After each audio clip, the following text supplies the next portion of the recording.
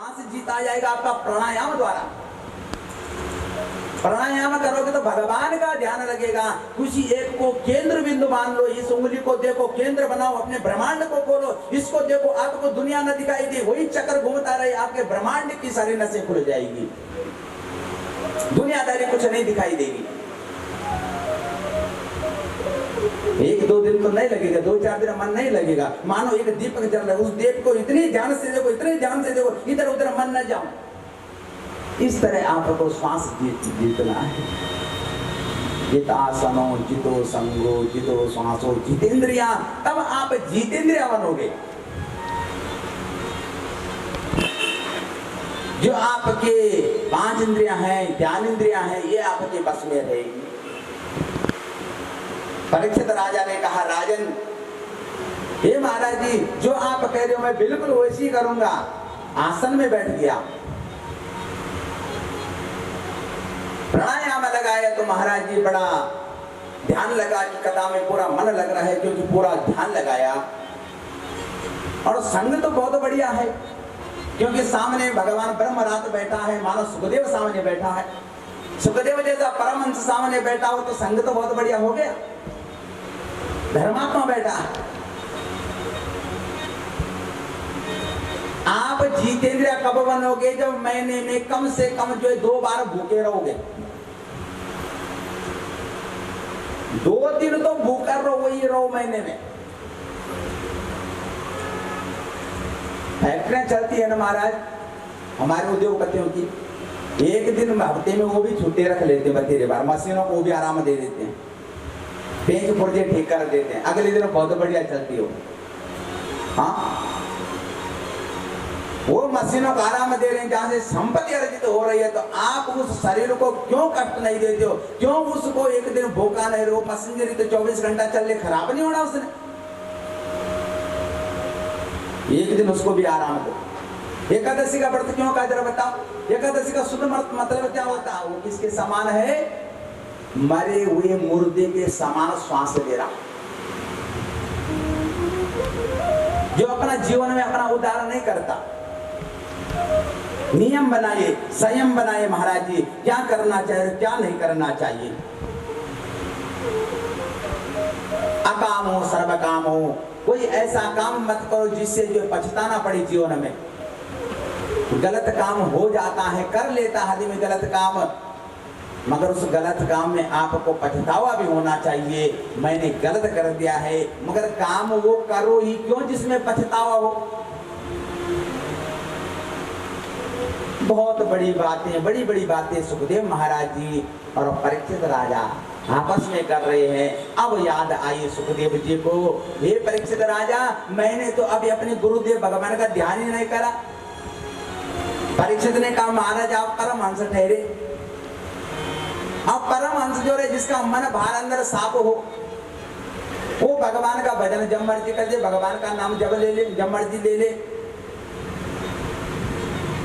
गुरुदेव का नाम लेते ही आज सुखदेव ने ध्यान करते ही अपने गुरु भगवान का, अपने राजा रानी का ध्यान करा।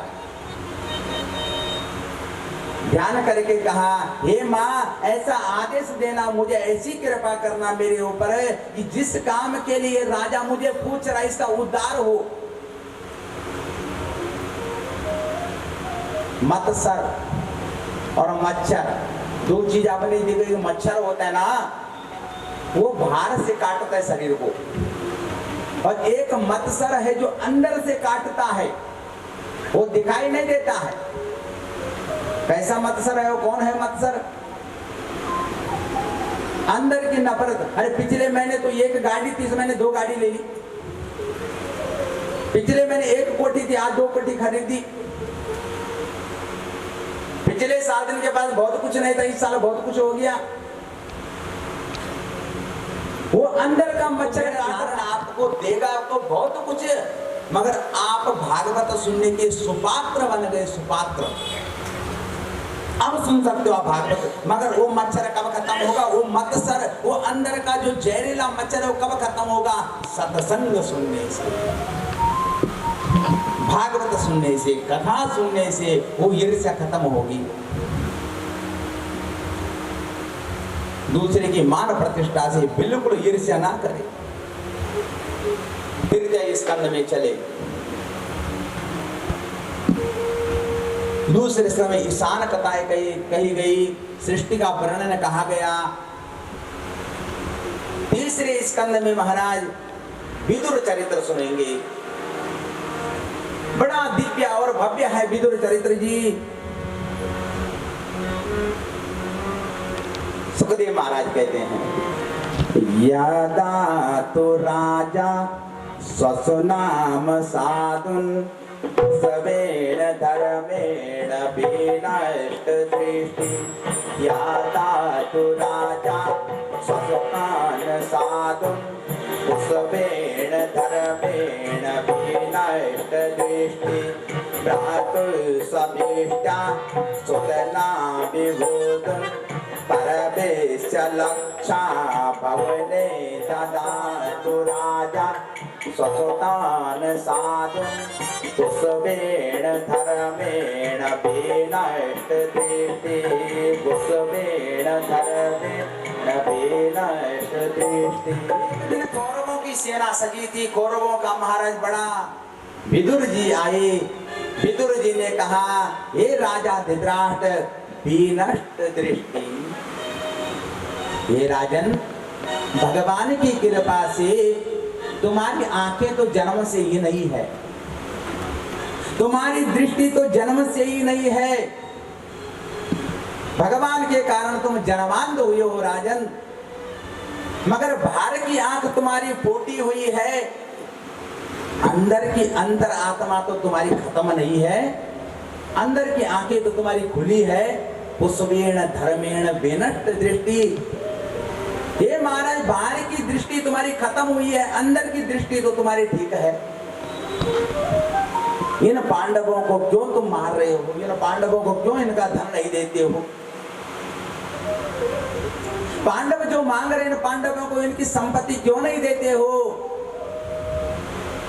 श्री विदुर महाराज बोले, हे राजन, राजा का काम होता है न्याय करना। अपने भाई के पुत्रों के साथ तूने अन्याय कर दिया है। तेरे 100 पुत्र 5-5 पांडवों को मारने पर उतार हो गए हैं, और जहां पर धर्म का निर्णय होता है उस आसन पर हे धृतराष्ट्र राजा तू बैठा हुआ है। राजा ही चोर हो जाए तो प्रजा क्या करेगी? हे महाराज, कुछ न्याय तो करो। क्यों अंदर की दृष्टि तुमने अपनी खत्म कर दी? धृतराष्ट्र बोला, हे विदुर, मैं क्या करूं? मेरे पुत्र ही दुराचारी हो गए हैं, मैं क्या करूं? मैं कुछ बोलता हूं तो मेरे बालक मुझे मारने को दौड़ते हैं, मैं क्या करूं? विदुर ने कहा, राजन, अगर बालक तेरे बिगड़ गए हैं तो राजा शरीर में अगर कहीं एक फोड़ा हो जाता है, कहीं एक चीज खराब हो जाती है, अगर उंगली में कोई प्रॉब्लम आ गई तो उस समय परम धर्म आदमी का कर्तव्य बनता है कि जब वैद्य भी कह दे कि उंगली ठीक नहीं होने वाली तो उस उंगली को ही कटवा दो, सारा शरीर बच जाएगा। अगर उंगली काटने से शरीर बच सकता है तो उंगली को काट दो। हे राजा, तेरा दुर्योधन बिगड़ गया है तो दुर्योधन को तू राज्य से बाहर निकाल दे, तू राजा है। ऐसे पुत्र को घर पे कदापि मत रख, नहीं तो ये राजा एक दिन ध्यान रखना, तेरे घर में ही महाभारत का समर छिड़ जाएगा। वो महाभारत होगी जब दुनिया तमाशा देखेगी तुम्हारा। राज पाने के लिए तुम एक दूसरे के खून के प्यासे बन जाओगे। श्री विदुर महाराज बोलता है, हमारे बीच में भले भी रहते हैं और बुरे भी रहते हैं, हमारे संग में अच्छे भी चलते हैं और बुरे भी चलते हैं। विदुर कह रहा था कि एक आदमी चुपचाप निकल करके दुर्योधन के पास गया और कहा, दुर्योधन, तेरे पिता धृतराष्ट्र को वो दासी का पुत्र विदुर भड़का रहा है तेरे प्रति। दुर्योधन ने सुना, दुर्योधन भाग करके आया, क्रोध में आया और अंतापुर के द्वार से आवाज लगाई, अरे दासी पुत्र, तेरी इतनी हिम्मत, हमारे टुकड़ों पर पलने वाला तू दासी पुत्र विदुर मेरे पिता धृतराष्ट्र को हमारे प्रति ही भड़का रहा है। हाथ पकड़ा और जोर का धक्का मारा, धर्म को धक्का मारा। धर्मराज जी के महाराज जी अवतार हैं, विदुर महाराज जी स्वयं धर्म अवतार हैं। धक्का मार दिया। विदुर महाराज ने हाथ जोड़ दिए, ये दुर्योधन मेरे को धक्का मारने से कुछ नहीं होगा, मगर जैसे तेरी चाल है, तेरा चरित्र है, तेरी वाणी है, एक दिन यही तेरे लिए काल का गाल बन जाएगी, एक दिन यही चीज तुझे काल के गाल में डाल देगी। आदमी अपने उससे नहीं मरता, अपने कर्मों से मरता है, अपनी वाणी से मरता है, अपने पाप से मरता है, अपने चरित्र से मरता है। इंसान किसी दूसरा कोई किसी को नहीं मारता, उसका चरित्र उसे खुद मारता है। चरित्र बहुत बढ़िया होगा, उसे कोई कुछ नहीं कर सकता, मगर चरित्रहीन हो तो चरित्रहीन को कोई कहीं भी मार सकता है। मेरे को मारने से क्या होगा? विदुर बोले अगर कुछ ठीक करना है दुर्योधन अपने को ठीक कर। अब की बार दुर्योधन को क्रोध आया और दुर्योधन ने कहा तू कहना क्या चाहता है? विदुर महाराज बोले ये दुर्योधन पांडव लोगों को थोड़ा 5 गांव ही दे दे, थोड़ा ही उनकी संपत्ति उन्हें दे दे, युद्ध रुक जाएगा। इतना क्या सुना महाराज जी? दुर्योधन ने विदुर का हाथ पकड़ा और हाथ पकड़ करके धक्का मार करके अपने राजमहल से बाहर निकाल दिया।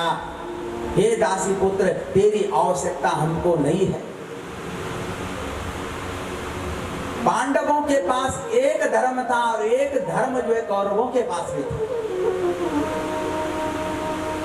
घर पर अगर 4 व्यक्ति हो और 3 बिगड़े हुए हो और एक अगर सुधरा हुआ हो, एक भगवान को जानने वाला हो, तो उस भगवान की पूजा पाठ धर्म करने वाला उन तीनों की आयु को ठीक कर देता है। उन तीनों की आयु को कोई आंच नहीं देने आता है।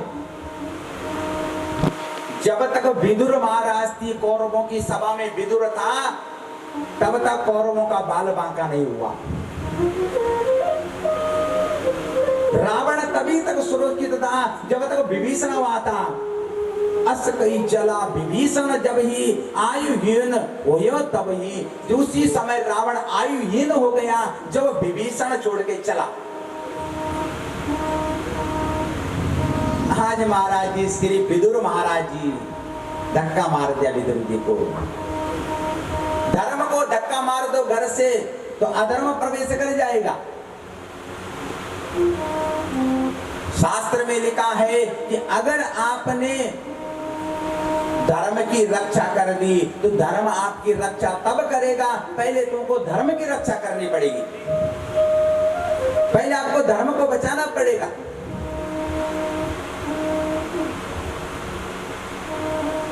कौरव क्या करते थे? कौरवों का एक ही काम था कि जो कौरव चाहते थे विदुर जी से वही कराते थे। यानी कौरव लोग, दुराचारी लोग धर्म को अपने अनुसार चलाते थे। और पांडवों के पास भी धर्म था, इसके रूप में धर्मराज युधिष्ठिर के रूप में। पांडवों का भाग्य ये था कि जो धर्मराज युधिष्ठिर कहता था वो 5 भाई मान लेते थे। सारे पांडव धर्मराज की बात मान लेते थे, क्योंकि जो धर्म की बात सुनता है धर्म तभी उसकी रक्षा करता है जो धर्म पर चलता है। मगर कौरवों का दुर्भाग्य था, धर्म को अपने अनुसार चलाते थे। आज सीता माता रावण की लंका में चिल्ला चिल्ला करके हाथ में एक कुशा उठा करके, कुशा आपने देखी होगी, एक कुशा उठा करके रावण को डराती थी। रावण को, उस दशानन रावण को वरुण कुबेर पवन यम काला जिसके बस में सब दिगपाला।